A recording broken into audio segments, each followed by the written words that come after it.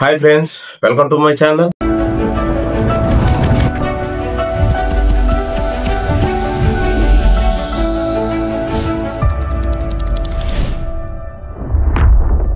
నా పేరు మహేష్ విజయ. సో ఈ రోజు మనం మాట్లాడుకునే టాపిక్ ఏమంటే మెడికల్ బిల్లింగ్ అంటే ఏంటి, దీంట్లో మనం జాబ్ ఎలా కొట్టాలి, అసలు ఈ మెడికల్ బిల్లింగ్ సంబంధించిన చాలా రకాల డౌట్లు అనేది ప్రతి ఒక్కరికి ఉండుంటుంది. ఆ డౌట్లంతా ఈ వీడియోలో క్లియర్ చేసుకుందాం. ఫస్ట్ మెడికల్ బిల్లింగ్ అంటే మనకి ఎక్కువగా ఈజీగా ఒక అర్థమయ్యే వేలే చెప్పాలంటే, దీంట్లో ఎక్కువగా ముగ్గురు ఇన్వాల్వ్ అయి ఉంటారు. ఒకటి డాక్టర్, రెండు పేషెంట్, మూడు ఇన్సూరెన్స్ కంపెనీ. సో ఈ జాబ్ రోల్ అనేది దీనిపైనే డిపెండ్ అయి ఉంటుంది. అండ్ దెన్ దీనికి రిలేటెడ్ గానే మన వర్క్ రోల్ కూడా ఉంటుంది అన్నమాట. సో ఇది ఏంది, దీంట్లో ఎలా వర్క్ ఉంటుంది ఏమనేది మనకు చెప్తారనమాట.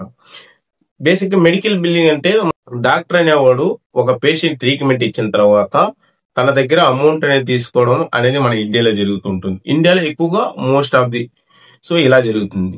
బట్ యుఎస్ లో అంటే అమెరికాలో ఎలా అంటే ఎక్కువగా వాళ్ళు ప్రతి ఒక్క పేషెంట్ ఈవెన్ అప్పుడే పుట్టిన బిడ్డ దగ్గర నుంచి ఏజ్డ్ పీపుల్ వరకు ప్రతి ఒక్కరు ఏం చేస్తారంటే insurance card, health insurance card base చేసుకుని వాళ్ళ ట్రీట్మెంట్ అనేది తీసుకుంటా ఉంటారు. హాస్పిటల్కి వెళ్ళి ట్రీట్మెంట్ తీసుకునే క్రమంలో ప్రతి ఒక్కరు బ్లైండ్ గా కూడా వాళ్ళ ట్రీట్మెంట్ అనేది ఇవ్వరు.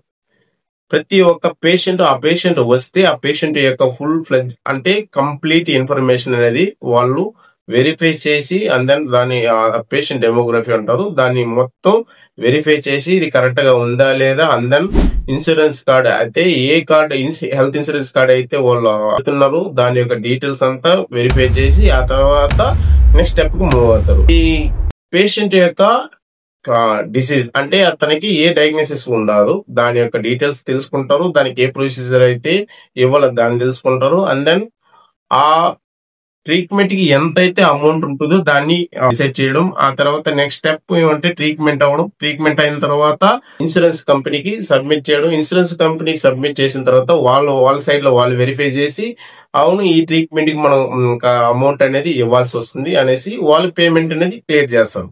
కొన్ని సందర్భాల్లో వీళ్ళు ఇన్సూరెన్స్ పంపితే వాళ్ళు కొన్ని సందర్భాల్లో డినే చేస్తారు, అంటే ఆ అమౌంట్ అనేది క్యాన్సిల్ చేస్తారు ఈ డాక్టర్ వేయకుండా.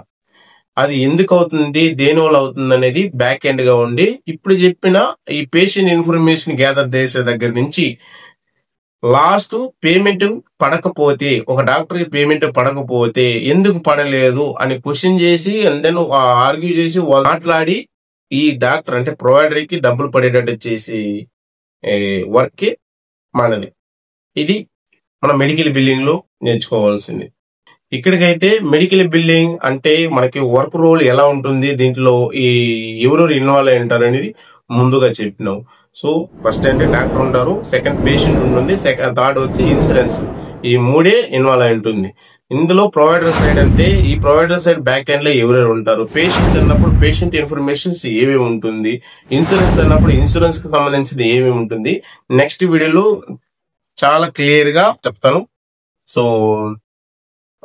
మన వీడియోని ఫాలో చేస్తూనే ఉండండి.